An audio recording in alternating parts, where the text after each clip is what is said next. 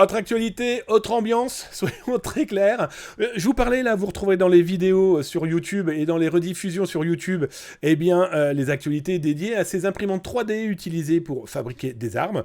Bon, bah écoutez, hein, les cybercriminels sont prêts à tout.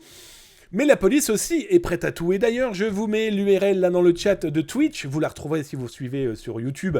La cyber-émission est bien là dans le descriptif. N'hésitez pas, un petit pouce, un petit cœur, un petit étoile, ce que tu veux. Clique. Oh, clique, clique, clique. Voilà, suivez la chaîne. Ça me fait toujours plaisir de vous fournir du contenu qui vous plaît. Servez-vous, c'est fait pour vous. Et donc du coup, cette actualité est assez folle. Parce qu'on a vu donc des malveillants utiliser les nouvelles technologies pour fabriquer par exemple des armes en 3D, avec des imprimantes 3D, eh bien nos autorités policières aussi utilisent des technologies pour péter, craquer, pirater par exemple des mots de passe. Et l'exemple très concret que je vous mets là devant les yeux, ce sont nos grands cousins du Grand Nord, hein, les Canadiens, qui ont testé aussi, mais qui ont testé surtout. La police canadienne, c'est simple, arrête un pédophile, parfait, génialissime, veut le punir, normal, veut surtout aussi sauver des enfants, soyons très clairs aussi. Le problème, c'est qu'ils ont 3 téléphones. Et que là-bas, un criminel n'a pas obligation, en tout cas, de fournir ses mots de passe pour pouvoir accéder au contenu. Et donc, l'autorité judiciaire et policière canadienne s'attaque aux 3 téléphones. Ils ont utilisé des outils pour tenter de rentrer dans les téléphones. Et ils ont utilisé sur une année 175 millions de mots de passe pour accéder au téléphone de ce criminel, hein, de ce type qui doit clairement être puni.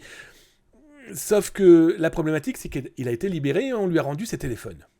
Pourquoi ? Parce que, il fallait des éléments de preuve supplémentaires pour pouvoir l'incriminer. Et donc, la police a demandé quoi ? A demandé à la justice, voilà, nous avons besoin, de votre autorisation pour garder le matériel, pour continuer à tenter de craquer ce téléphone. Tout simplement de tenter d'aller voir s'il y a possibilité de... Ah, hop là, je me suis trompé de bouton. Je reviens. Justement, ça m'a fait sauter mon actualité. Donc, craquer ce téléphone pour espérer intercepter d'autres informations, d'autres clients potentiels de ce enfoiré. Je vais utiliser le terme, soyons fous. La justice a dit non. La justice a dit non parce que la problématique, c'est que ça allait prendre beaucoup trop de temps.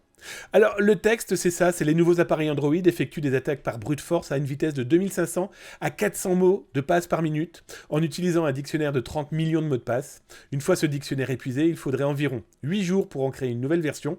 Ces listes de mots de passe se limitent aux mots anglais courants, y compris certains caractères spéciaux.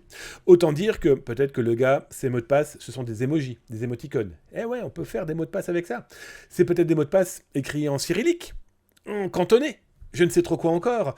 Toujours est-il que, la justice a dit non. Elle a dit non pourquoi ? Parce que la Cour suprême d'Ontario a dit que c'est pas possible. Parce qu'il faudrait, pour trouver peut-être la bonne porte, 44 nanoliards de combinaisons. Bref, c'est un chiffre, et vous mettez 30 zéros derrière. Je vous ai mis le chiffre exact. Ça fait 44 nanoliards. 012 666 865 176 569 575 543 212 890 625 possibilités.